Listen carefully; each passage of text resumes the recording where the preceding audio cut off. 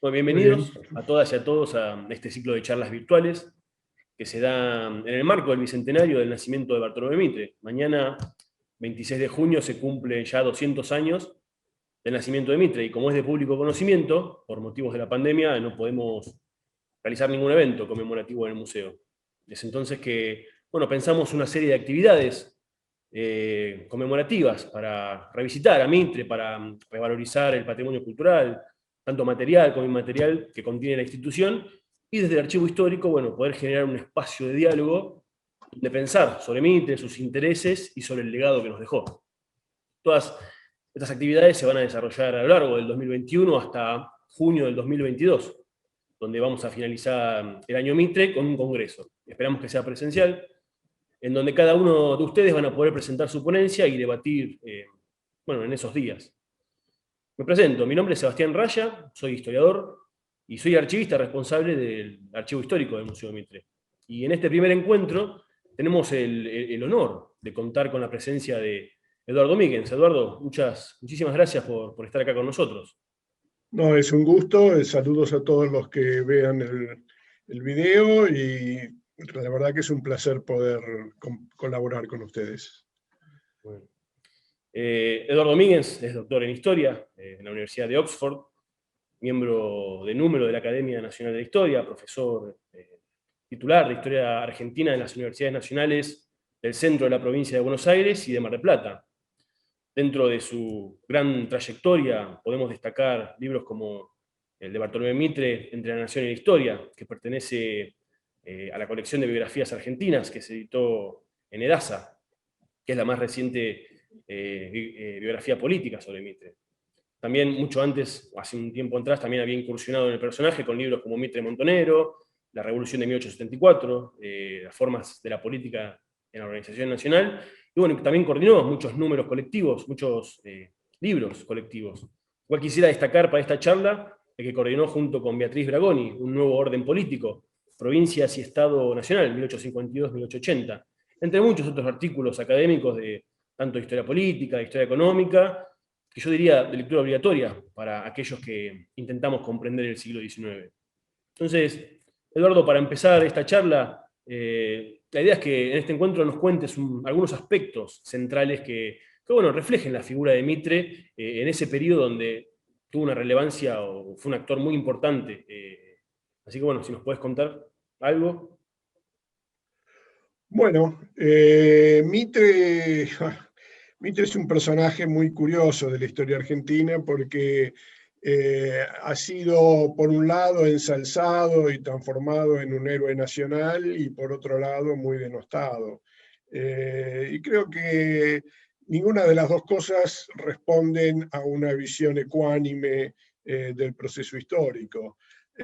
Así que es bueno tratar de comprender a un personaje dentro de su contexto y no extrapolarlo fuera, y, digamos, y evaluarlo en relación a criterios que no son propios del momento en que él vivió. Y es bueno tener presente que Mitre fue un personaje muy polémico ya en su tiempo, pero que finalmente logró al final de su vida un enorme consenso, y que la pérdida de ese consenso se debió a cambios ideológicos que se dieron en el siglo XX, pero que tenían muy poco que ver con los procesos del siglo XIX. Me gustaría preguntarte específicamente, ¿no?, algunos temas sobre cómo Mitre tuvo mucho tiempo en el exilio, el periodo de Rosas, y de repente, después de Caseros, él tiene una inserción política muy importante, y de ser un exiliado más, de ser un soldado más, de repente está en medio de los intereses en pugna, está en medio de la situación de secesión. Entonces quería que me cuentes un poco cómo se fue insertando políticamente en Buenos Aires post-Caseros. ¿Cuáles fueron luego las negociaciones para unificar la nación en ese periodo? Bien, lo primero que diría es que Mitre estrictamente no fue un exilado. Si bien él se identificó con los exilados, él personalmente no era un exilado, porque su padre era montevideano, él había nacido en Buenos Aires, su madre era porteña. Piensen ustedes que el casamiento se produjo cuando la banda oriental todavía no era Uruguay, digamos, no se había independizado, o sea, formaban parte de una unidad política, y Mitre nació en Buenos Aires. A los pocos meses de haber nacido se trasladaron a Carmen de Patagones porque el padre fue asignado a funciones allí, y luego fue llamado a Montevideo, que era su ciudad natal, la ciudad natal de su padre, y la ciudad de su familia. La tradición, digamos, de los Mitre estaba en Montevideo, no en Buenos Aires. Y Mitre desde los 6, 7 años se crió en Montevideo y ese era su lugar. De hecho, cuando los exilados tenían un lugar problemático dentro de Montevideo porque eran considerados extranjeros, no era el caso de Mitre, que era considerado un local más. Ahora, cuando llegaron los exilados, Mitre, por algún motivo, que digamos, sería largo especular sobre por qué, pero en definitiva decidió identificarse con los argentinos y adoptó muy fuertemente un nacionalismo argentino muy vinculado a tendencias nacionalistas que en ese momento se desarrollaban en el mundo, pero que eran particularmente fuertes en algunos países, en especial Italia, y varios de los militantes nacionalistas italianos, precisamente por ser militantes nacionalistas, se habían exilado en Montevideo y tuvieron un contacto muy estrecho con Mitre, inspiraron mucho del nacionalismo mitrista. Ahora, yendo a lo que vos me preguntás, ese pasado de Mitre en Montevideo no es un pasado neutro. Si bien él se vinculó a los emigrados, también se destacó dentro de ellos. Sin duda, esto se debe al talento personal de Mitre. Digamos, en Montevideo Mitre pertenecía a una familia muy destacada, en Buenos Aires no. En Buenos Aires nadie sabía quién era Mitre, salvo que muchos de ellos habían convivido en Montevideo y lo habían visto como un joven muy prometedor. A este respecto es notable los primeros encuentros con Sarmiento, que fueron precisamente en Montevideo, cuando Sarmiento ya había escrito el Facundo, ya era una figura de gran renombre como consecuencia de su libro, y cuando habla de Montevideo dice: entre la gente más interesante que conocí es este jovencito, Mitre, etc. O sea, que es una figura que por su propio mérito intelectual, yo diría más intelectual que político, ya era descollante en Montevideo y era muy conocida por los que habían sido emigrados cuando llegó a Buenos Aires. En Buenos Aires tuvo un éxito fabuloso por su dinámica, por su personalidad y por sus actividades. Él había estado, después de Montevideo se fue a Chile, mejor dicho, se fue a Bolivia, dio una vuelta por Perú y finalmente terminó en Chile. En Chile empezó con actividades periodísticas que serían, digamos, una dimensión fundamental de la vida de Mitre toda su vida. Y esas actividades periodísticas lo hicieron destacarse ya en Chile. Cuando vino a Buenos Aires fundó un diario, Los Debates, y ese diario tuvo una gran repercusión en el medio. Entonces Mitre se transformó enseguida en un referente intelectual, su discurso político fue muy importante, y su actividad política. Hay un hecho, digamos, que fue recordado, digamos, todo a lo largo de la vida de Mitre. Hubo unas elecciones temprano en 1852 convocadas por Urquiza para formar la Sala de Representantes de Buenos Aires, y Mitre estuvo entre los jóvenes que, como se practicaba comúnmente en la época, manipularon la elección en contra de los candidatos de Urquiza y a favor de un grupo más independiente, más proporteño, digamos, que lo que proponía Urquiza.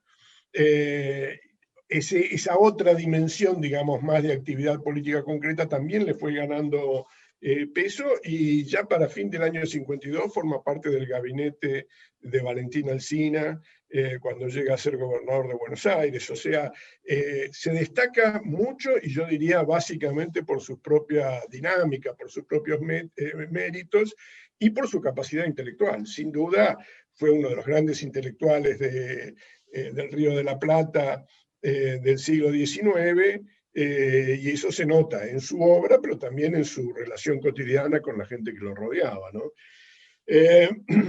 Ahora, me preguntabas qué pasa en ese contexto, en la relación entre Buenos Aires y el resto de las provincias agrupadas en ese momento en la Confederación. O sea, Urquiza lo que hace una vez que logra desplazar a Rosas, es poner en marcha el proceso de organización nacional. Todas las provincias lo apoyan, con alguna duda en algún caso, pero todas lo apoyan, menos Buenos Aires, que hace todo lo posible por estorbar, digamos, romper el proceso de organización nacional comandado por Urquiza, sin éxito. A la larga, Urquiza logra que todas las provincias, menos Buenos Aires, lo apoyen.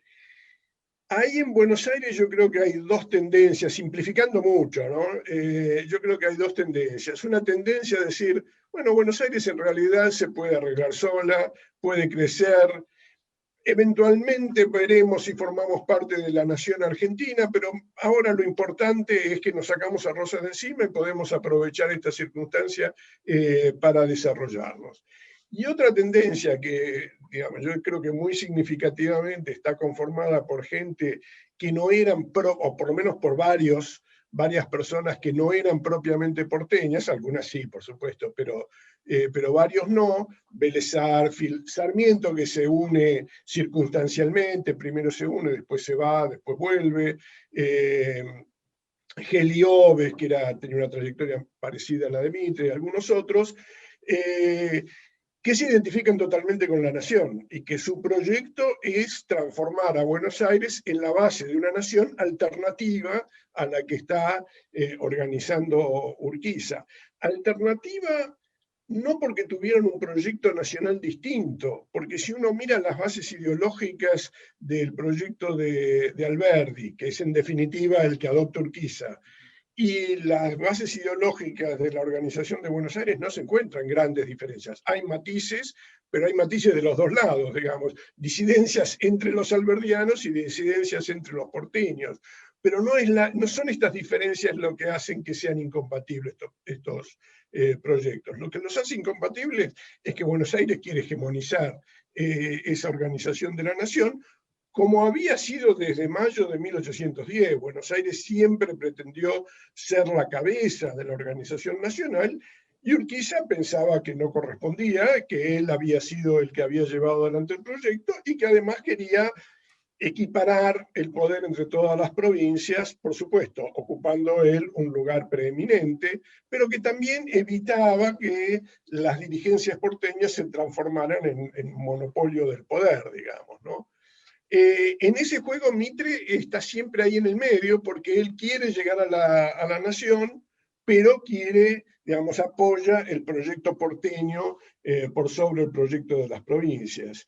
Y tiene una carrera que finalmente lo va a encontrar en el lugar más indicado, en el momento más indicado, porque él, por las idas y vueltas, que sería muy largo entrar a detallar ahora, él termina siendo gobernador de Buenos Aires cuando, obligada por una derrota militar en Cepeda, Buenos Aires finalmente se pliega a la Constitución de 1860. Y ahí entonces él negocia, y ahí aparece una cosa que quizás es poco tenida en cuenta en la historiografía argentina, que es muy importante, y es que Buenos Aires, después de jurar la Constitución de 1860, después de incorporarse a la Confederación, digamos, ¿no? Porque tenía continuidad con lo que había sido el proyecto de Urquiza, que seguía con su capital en Paraná, empieza a vincularse y a negociar con las provincias y a alinear las provincias. Sarmiento en alguna carta dice que era ministro de gobierno de Mitre. Mitre era gobernador de Buenos Aires, Sarmiento su ministro de gobierno.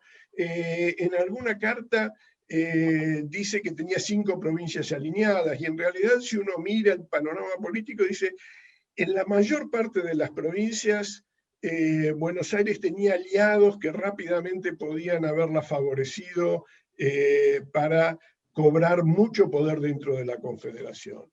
Y esto va a llevar a un nuevo conflicto que termina en la batalla de Pavón, una batalla muy discutida, porque el resultado no es claro. En todo caso, algunos argumentan, con argumentos muy técnicos militares, que en realidad fue un triunfo de Urquiza, pero en realidad no, digamos, es inconsecuente, porque lo cierto es que de esa batalla el ejército de la Confederación se desintegró y Mitre quedó en comando de la situación. Y a partir de allí empezó el proceso de organización de la nación, de reorganización de la nación, una reorganización que la historiografía hoy en día tiende a considerar como continuidad con lo que ya había hecho Urquiza y lo que había hecho Derqui. O sea, no es una nación distinta, si bien en un primer momento Buenos Aires trata de hacerla parecer como si fuera una nación diferente, pero en realidad tiene mucha continuidad, hereda el espíritu de una nación que se había constituido con 13 provincias y que había incorporado en 1860 a la provincia 14, digamos, Buenos Aires, y que tiene una revolución política dentro de una nación más que una refundación de la nación. De hecho, la Constitución va a ser la misma. No sé si querés hacerme otra pregunta, si no sigo... No, sí, ya que entramos a lo que sería la presidencia de Mitre, me gustaría conocer un poquito, lo leí en su libro, ¿no? Pero me gustaría que, si nos puede contar un poco acá, cuál era dentro de ya siendo presidente y antes de la guerra del Paraguay, cómo era la visión política de Mitre, la visión económica, las medidas económicas que tomó para asegurar el Estado, para empezar a conformar la nación, y cuál era la visión regional que él tenía con las otras naciones nacientes, y también de forma internacional, con Europa, con Estados Unidos, todo esto previo a la guerra, ¿no? Sí, te diría, Mitre estaba mucho más preocupado por la política que por la economía. Esa era su, digamos, su forma de ver el mundo, estaba centrada mucho más en la política que en la economía. Sin embargo, yo creo que él era muy consciente cuando asumió la presidencia que el éxito o el fracaso de su gestión iban a estar muy vinculados con lo que pudiera ser económicamente. Y él tenía una idea que, dejando aparte la guerra, no parece muy desencaminada. Y es que si él lograba la paz y lograba un consenso y una convivencia pacífica con las provincias, y tengamos en cuenta que la mayor parte de las resistencias más tenaces habían sucumbido. Hay un fenómeno, digamos, que se resiste a la organización de la nación en La Rioja, pero que es un fenómeno muy específico, bueno, que en esta etapa termina con el asesinato de Peñalosa, que Mitre condena, aunque como presidente termina siendo responsable por él. Pero digamos, fuera de esto, el consenso político es bastante favorable, en buena medida gracias a Urquiza, que Urquiza acepta la derrota de Pavón, digamos, acepta la hegemonía de Buenos Aires y colabora con Buenos Aires en la organización de la nación. Entonces Mitre puede poner en práctica lo que termina siendo su programa básico, que es consolidar las instituciones de la nación, estabilizar la economía y dejar que, digamos, lo que hoy llamaríamos desarrollo, digamos, ¿no? El crecimiento de la economía, la normalización de las relaciones sociales, el aumento de la demanda de trabajo, las buenas condiciones de vida, etcétera, vayan pacificando y consolidando el país. Mejorar la educación, que era un punto crucial, digamos, en la época, promover la inmigración, un punto muy alberdiano, la colonización agrícola, etcétera. Hay que reconocer que Mitre tiene una cosa a su favor, y es que le tocaron unos años excepcionales desde el punto de vista económico. Fue una época de enorme expansión de la economía argentina, y eso le permitió, digamos, eso facilitó enormemente su programa. Eso no tenía nada que ver con él, tenía que ver con la dinámica propia de las posibilidades, digamos, de los recursos naturales que se pusieron en marcha, de un cambio tecnológico que implicó la cría de lana en lugar de la cría de vacuno criollo como base de la economía. Un crecimiento lento, pero que empieza a hacerse visible, de la producción agrícola, perdón, en Santa Fe, también en Buenos Aires, y esto va sentando las bases. Ahora, Mitre tenía muy pocos elementos con los cuales trabajar como gobierno nacional. No contaba con moneda nacional, no tenía un banco nacional, había muy poco, digamos, muy pocos instrumentos económicos para promover el desarrollo. Y los va creando, y los crea con mucha fortuna, digamos, porque encuentra este contexto económicamente favorable, que implica también la llegada de capitales externos, por ejemplo, para la construcción ferroviaria. Había un proyecto que era un proyecto, digamos, como obvio y sensato, que era hacer un ferrocarril de Córdoba a Rosario para transformar a Rosario en el puerto de salida de todo el interior. Urquiza había trabajado, el gobierno de Urquiza había trabajado enormemente para construirlo, sin éxito por razones económicas, digamos, ¿no? Y por la confrontación con Buenos Aires, y finalmente el gobierno de Mitre lo logra, y ese era el proyecto de Mitre, y Mitre justamente en un discurso que es muy revelador, que lo da precisamente en el momento que se inaugura en Rosario las obras, digamos, de construcción del ferrocarril, que era justo el momento en que acababa la represión de la movilización riojana. Mitre dice, bueno, queremos llegar al interior con el humo de los ferrocarriles y no el humo de los ranchos que se queman por la guerra y por la represión, porque era muy consciente de lo brutal que había sido la represión a esa rebelión. Ese era su proyecto.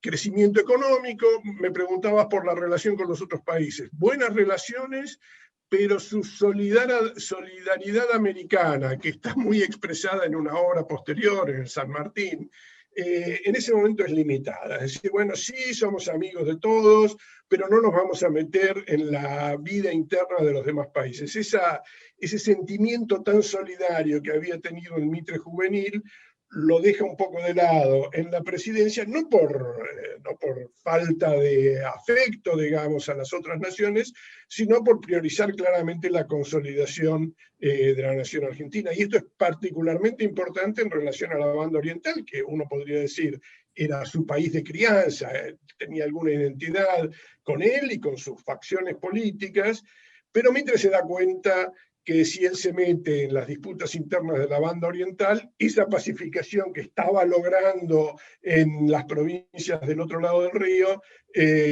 podía resquebrajarse.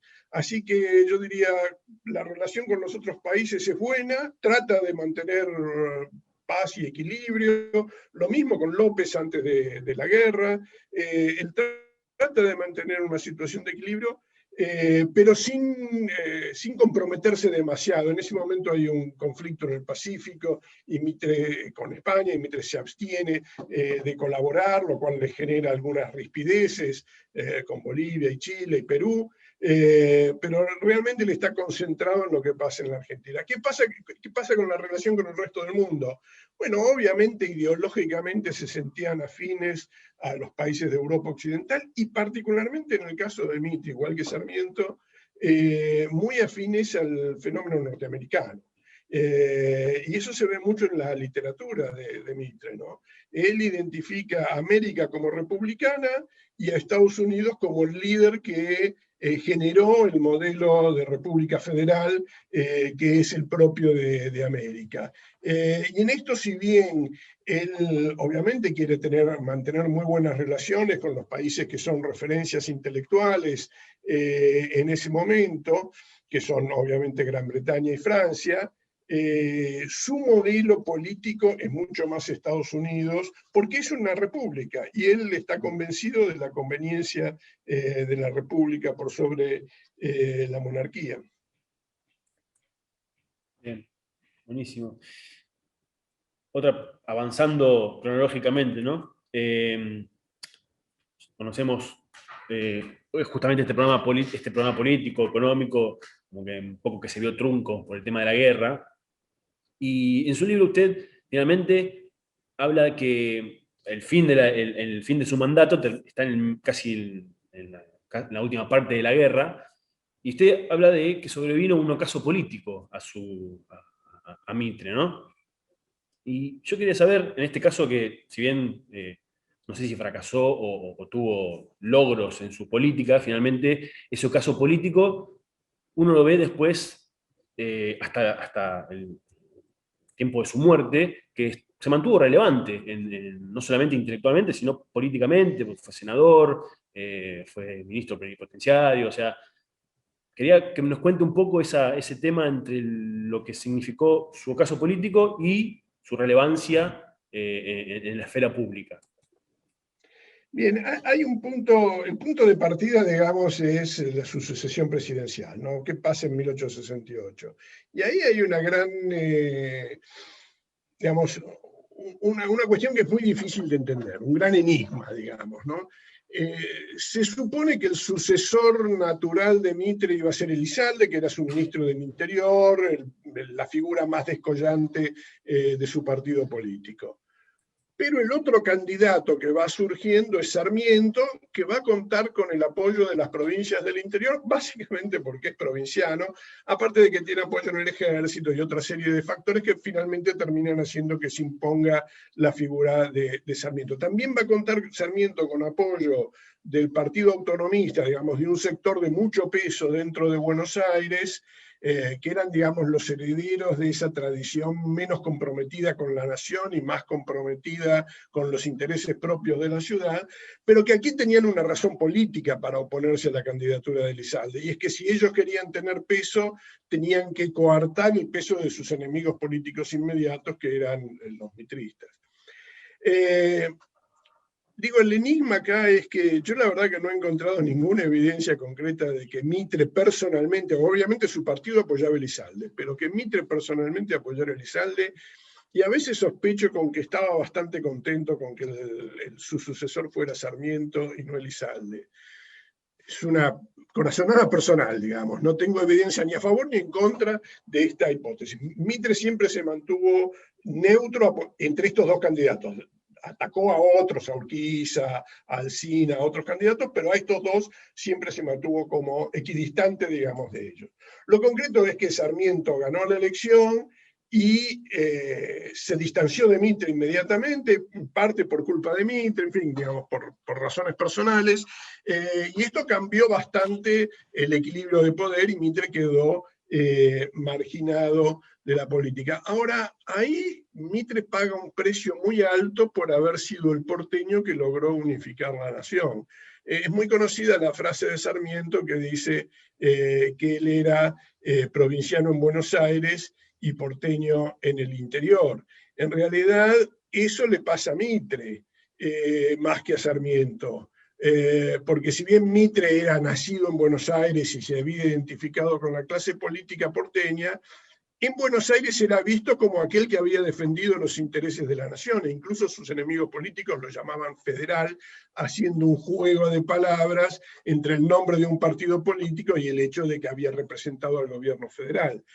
Y en las provincias era un porteño. Digo, esto era indudable porque, bueno, porque venía de Buenos Aires y porque había representado el triunfo de Buenos Aires por sobre el proyecto de la Confederación. Muchos de los que habían sido federales, federales moderados, federales urquicistas, que habían apoyado el proyecto de Alberdi, no estoy diciendo rosistas, sino urquicistas, digamos, para entendernos, muchos de quienes venían de esa trayectoria terminaron uniéndose al proyecto de Sarmiento y más tarde al de Avellaneda. Entonces las provincias empezaron a recuperar protagonismo, el protagonismo que habían perdido en Pavón, digamos, que habían perdido cuando Buenos Aires se transformó en hegemónica, lo fueron recuperando las provincias. Y Mitre quedó un poco al margen. Esto se ve en su intento revolucionario de 1874, donde él justifica, él llama a Avellaneda presidente de hecho, pero no tiene ninguna razón para llamarlo de presidente de hecho, porque Avellaneda había ganado las elecciones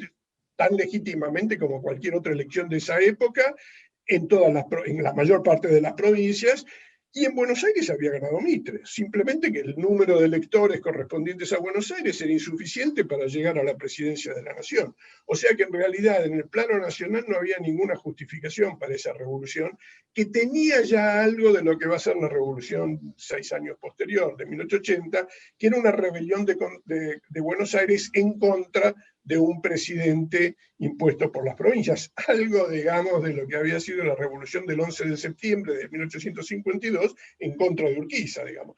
Se habían levantado en contra de Urquiza y Mitre termina encabezando una revolución en la cual se levantan en contra de Avellaneda y que, como digo, en buena medida es una revolución porteña.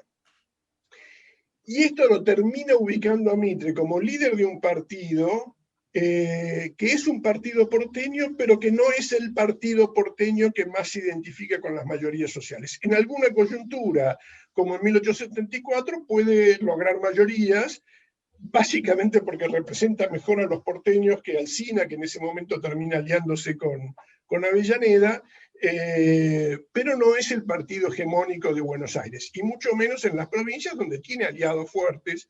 En algunas provincias, en Tucumán, en Corrientes, en Mendoza, tiene fuertes aliados, pero no necesariamente son los más prestigiosos. En algunas coyunturas tienen más poder y en otras lo van perdiendo, pero digamos, no logra digamos, apoyos mayoritarios que lo hagan candidato para volver a la presidencia. Y como digo, siempre está el hecho de que él fue el porteño que terminó imponiéndose en las provincias. Esto, digamos, obviamente le juega en contra en el interior. Ahora, por haber sido el presidente que reunificó la nación, por sus virtudes personales, como en su discurso, en su actividad política, etc. Y hay otro punto que es fundamental, que tiene un poco que ver con la forma en que vos me hacías la pregunta. Vos decías, bueno, su brillo intelectual, pero políticamente también mantiene su brillo. Hace poco hicimos un estudio sobre la dirigencia política desde 1862 a 1890. Y si algo queda claro en ese estudio, es que hay muy poca distancia en esa época entre liderazgo intelectual y liderazgo político. La mayor parte de los políticos más exitosos son también figuras que tienen mucho reconocimiento intelectual. Y si nosotros pensamos en los grandes intelectuales de Argentina de fines del siglo XIX, seguramente muchos de ellos, diría la amplia mayoría, tuvieron también alguna actividad política. En algunos casos ingresaron, hicieron un poquito de política, no les gustó y se fueron, y en otros casos mantuvieron continuidad en la actividad política a la vez de la actividad intelectual. Entonces, esto hace que Mitre, que tenía una trayectoria política y que además era un líder intelectual, fuera innegablemente una figura con atractivo político. Tenía un partido que lo apoyaba. Esto, digamos, él fue un constructor de partido muy personalista. El partido, por lo menos hasta la década del 90, fue un partido muy personal, pero tenía un apoyo político amplio. Y la otra cosa es que el juego político de la época era muy distinto al actual, porque se permitía que las figuras más notables, o se consideraba que las figuras más notables de la oposición debían formar parte del elenco de gobierno, porque en el fondo había consensos bastante amplios sobre hacia dónde debía marchar la nación, y no se consideraba que una figura como Mitre podía estar totalmente alejada de la vida política, ¿no? Entonces, esto explica la continuidad de su presencia en la vida política, que siempre es como una figura alternativa a la situación del momento, pero nunca termina de concretarse en la conquista del poder. Por ejemplo, en la Revolución de 1880, donde Mitre se abstiene mucho más que en 1874, se cuida mucho más, finalmente termina el que negocia la sumisión de Buenos Aires al poder nacional. Yo escribía recientemente que seguramente con satisfacción personal, porque seguramente no veía, digamos, ningún futuro en la rebelión de Tejedor en 1880 y la capitalización de Buenos Aires, si bien la critica por la forma en que fue hecha, en el fondo la consideraba imprescindible. Su aventura de 1891 tiene mucho que ver con la habilidad política de Roca. Roca necesitaba una figura en un momento de enorme crisis, provocado por una crisis económica tremenda. En un momento de enorme crisis política, Roca necesita una figura para tratar de aunar a su partido, y se le ocurre que Mitre es la figura indicada y le controla, le estimula el ego, digamos, para que Mitre acepte ocupar ese lugar, y Mitre lo acepta, y en el fondo para su descrédito, porque el proyecto finalmente fracasa, Roca sigue con sus manejos, y Mitre queda, digamos, desacreditado en relación a la figura de héroe nacional, digamos, que estaba adquiriendo en ese momento. ahí yo, digamos, un argumento que uso en el libro es que no se puede ser dos cosas a la vez. Si uno es un militante político, no puede ser una figura representativa de toda la nación. Si uno quiere representar a la nación en su conjunto, no puede estar identificado con una facción política. Y Mitre sufre la tensión, sobre todo desde la década del 90, fines de la década del 80 en adelante, entre estas dos posibilidades que él tenía, digamos, ¿no? En la medida en que se alejaba de la política, todo el mundo le reconocía su trayectoria, su obra intelectual, el haber colaborado fundamentalmente a la consolidación de la nación argentina, pero en cuando entraba a ser militante político, era un militante político más y tenía que atenerse a las controversias, digamos, y los enfrentamientos propios de la vida política. Recién, digamos, al final de su vida, yo diría fines de la década del 90 y digamos, los últimos 6 años de su vida, se alejó totalmente de la política y eso le permitió transformarse en una figura icónica que termina siendo, digamos, tanto cuando cumple los 80 años como en el momento de su fallecimiento, termina siendo, digamos, como un héroe nacional que ha pasado en inmortalidad, ¿no? Claro.